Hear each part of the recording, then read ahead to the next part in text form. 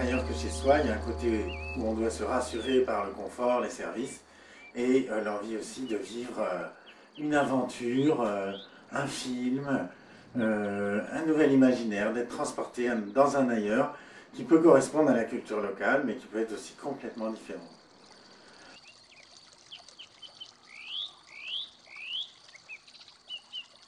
Alors, dans ce genre de registre, en fait, moi je travaille sur des sculptures qui sont des grands gestes dans les centres commerciaux, dans des lieux comme les hôtels.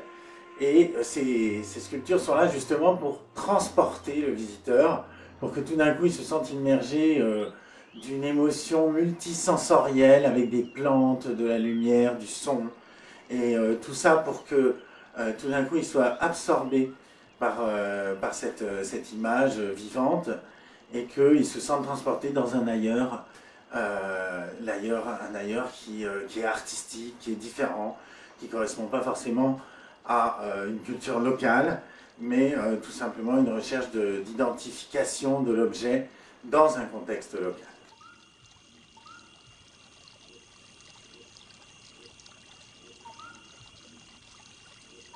Dans ce contexte, il y a différents exemples.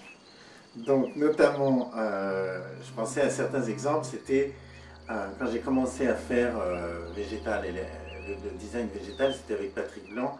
C'était une exposition sur le design végétal qui s'appelait Folie végétale, un espace Electra en 2006. Et donc Patrick Blanc m'a demandé de mettre en scène la nature d'une façon totalement inattendue, telle que lui l'avait observée dans la jungle. Et moi j'ai inventé des machines, des systèmes, des grandes sculptures qui mettaient en scène ces phénomènes. Et donc quand on rentrait dans le musée, on était en fait par une sorte d'entonnoir végétal, un plafond de plantes qui nous passait au-dessus, et on avait l'impression de renaître dans un nouvel univers, dans un nouvel endroit, et d'être justement dans un ailleurs indéfinissable. On n'était plus à Paris, on était dans une sorte de jungle culturelle, où on a un mélange de réel, de nature vraiment identifiée, de la vraie nature, et puis toute cette nature recomposée d'une façon artistique pour la mettre en scène, et qui avait fait un certain effet. Donc c'était cette naissance à travers l'objet. Sinon, j'avais aussi, oui, à Lyon-Confluence, j'avais fait ça s'appelait les îles végétales, et c'était des sortes de soucoupes volantes lumineuses, avec des plantes dedans qui poussent et qui grimpent partout, qui commencent à se développer.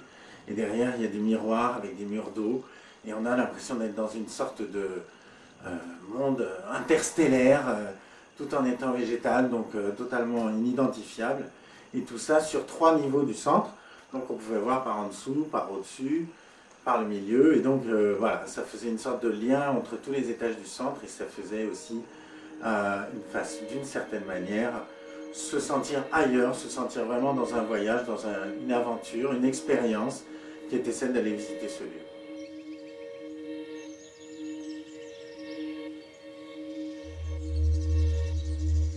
On parlait d'art de vivre à la française, et c'était un questionnement, est-ce qu'il faut continuer l'art de vivre ou être en rupture?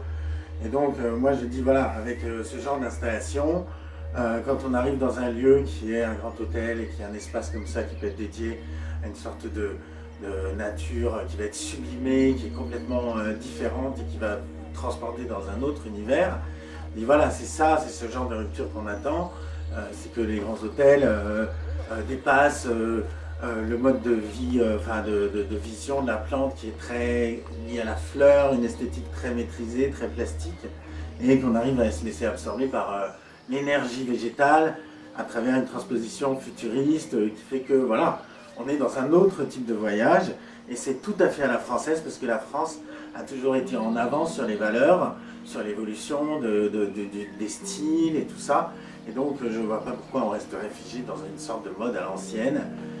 Non, la valeur française, c'est aussi d'être futuriste, d'apporter de la nouveauté, d'apporter des nouvelles idées. Et voilà comment le mode de vie à la française peut s'exporter à travers ce genre de choses.